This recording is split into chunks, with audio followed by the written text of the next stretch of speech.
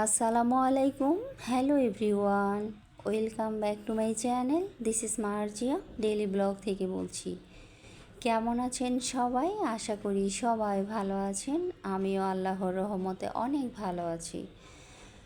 তো দেখতে দেখতে রমজান চলে গেল, আর আমিও রমজানে একটি খুব মজাদার পুডিং নিয়ে চলে আসলাম আপনাদের মাঝে। ইফতারিতে যদি এরকম একটা মজাদার পুডিং থাকে তাহলে পুষ্টি সব কিছুই পাওয়া যায়। সারাদিন রোজা রাখার পর একটু পুষ্টিকর খাবার শরীরের জন্য অনেক উপকারী, সব কিছুই প্রয়োজন। ডিম, দুধ এগুলো সারাদিন রোজা রাখার পরে প্রতিটা মানুষেরই খাওয়া উচিত। তাই যদি একসাথে হয়ে যায় ইফতারিতে এরকম খুব মজাদার একটা পুডিং, তাহলে তো কোনো কথাই নেই, সব কিছু এটার মধ্যেই পাওয়া যাবে। তো আজকে এই রমজানে ভীষণ ইচ্ছে করলো পুডিং দিয়ে ইফতারি করতে, তাই খুবই ঝটপট করে বানিয়ে ফেললাম মজাদার পুডিং।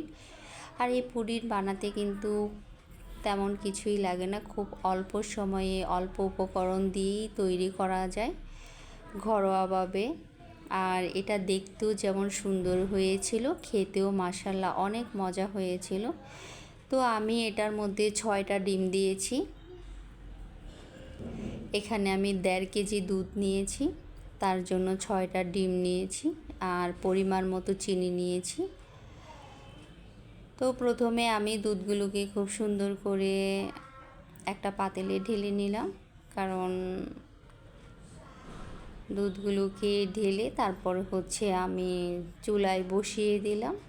আর এই দুধটাকে খুব সুন্দর করে নাড়াচাড়া করতে হবে, যাতে করে সর পড়ে না যায় বা লেগে না যায়। আর লেগে গেলে পুডিংটা খেতে তেমন একটা ভালো লাগে না। তো বসিয়ে আমি এখানে দারচিনি, এলাচ, তেজপাতা দিয়ে দুধটাকে খুব সুন্দর করে জাল করে নিলাম। আর এখানে 1.5 লিটার দুধকে আমি জাল করতে করতে 1/2 লিটারের মতো বানিয়ে নিলাম। আর আমি খুব বারবার নেড়েচেড়ে দিচ্ছিলাম যাতে করে লেগে না যায়।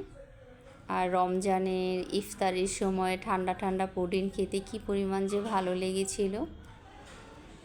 তো যখন দুধগুলো ঠান্ডা হয়ে গিয়েছে, তারপরে আমি গিয়ে ডিমগুলোকে ভেঙে নিলাম।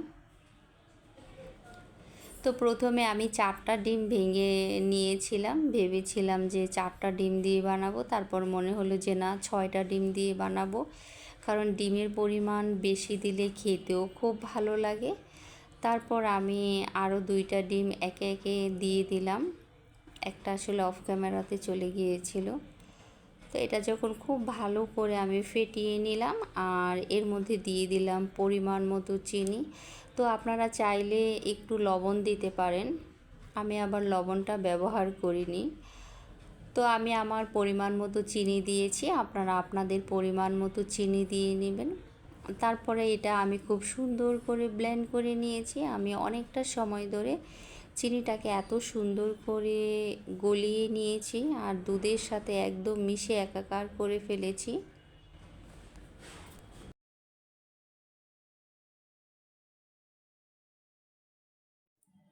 আর এত সুন্দর করে ফেটাতে হবে দুধ আর চিনি, যাতে একদম মিক্স হয়ে যায়। চিনিটা যদি খুব ভালো করে মিক্স না হয় তাহলে খেতে ভালো লাগবে না, পুডিংটাও একদম সুন্দর হবে না, দানা দানা হবে। তো আমি এটা অনেকটা সময় ধরেই খুব সুন্দর করে এটাকে ফেটিয়ে নিলাম।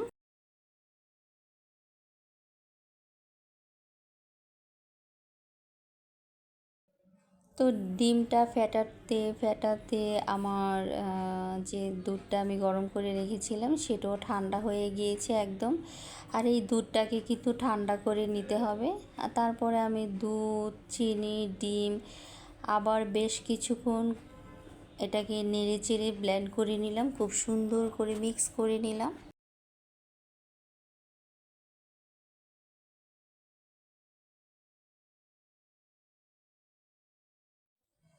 তো যখন এটা মিক্স করা হয়ে গিয়েছে, তারপর আমি একটুখানি ক্যারামেল করেছি, আমি খুব বেশি ক্যারামেল করিনি, যেহেতু রোজার দিন রোজা রেখে খাবো, তাই একটু ঠান্ডা ঠান্ডাই করেছি, ক্যারামেলটা আমি খুব বেশি করিনি।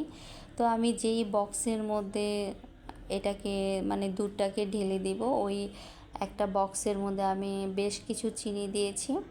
তো ক্যারামেলটা যেহেতু আমি হালকা করব, তাই চিনির পরিমাণটাও আমি কম দিয়েছি।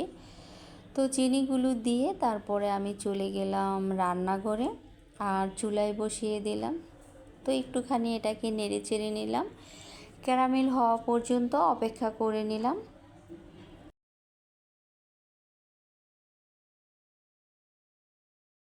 তো এর মধ্যে তো ক্যারামেল হয়ে গিয়েছে। তারপর আমি যে দুধ, চিনি, ডিম ফেটিয়ে রেখেছিলাম ওটা ঢেলে দিলাম।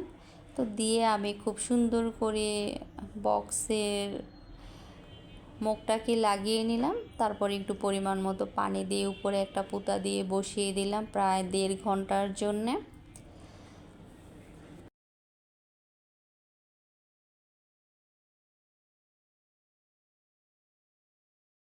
তো 1.5 ঘন্টা পরে আমি নামিয়ে নিলাম। তারপর তো নামানোর পরে দেখলাম যে মাশাআল্লাহ অনেক সুন্দর হয়ে গিয়েছে। তো এটাকে আমি নামিয়ে হালকা একটু ঠান্ডা করে সাইডটা কেটে নিলাম।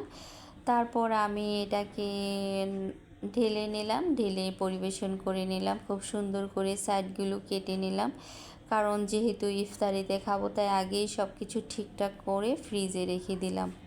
আর এত ভালো লেগেছে ইফতারির সময় এরকম ঠান্ডা ঠান্ডা একটা পুডিং খেতে, দারুণ লেগেছে। তো চাইলে আপনারাও এরকম রমজানে ঠান্ডা ঠান্ডা একটা খুব সহজ উপায়ে পুডিং বানিয়ে ফেলতে পারেন। তো এত সুন্দর হয়েছিল, এত মজা হয়েছিল। তো এই তো ছিল আজকে খুবই মজাদার, খুব সহজভাবে একটা পুডিং। আর পুডিং বানাতে এত সহজেই হয়ে যায়, এত মজাদার একটা পুডিং। তো দেখতে যে কি পরিমাণ সুন্দর হয়েছিল আর খেতে কি বলবো, এত মজা হয়েছিল। তো সবাই ভালো থাকবেন, সুস্থ থাকবেন। আবার নতুন কোনো দিন নতুন কোনো রেসিপি নিয়ে চলে আসবো আপনাদের মাঝে।